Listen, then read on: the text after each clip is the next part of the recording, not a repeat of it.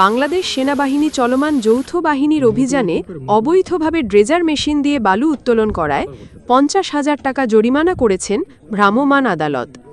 মঙ্গলবার দুপুরে সারিয়াকান্দি সেনা ক্যাম্পের ক্যাপ্টেন আরাফাত এবং ওয়ারেন্ট অফিসার আতিকুর রহমানের নেতৃত্বে বগুড়ার গাবতলী নিজ কাকরা বিলেস যৌথ বাহিনীর অভিযান পরিচালনা করা হয়।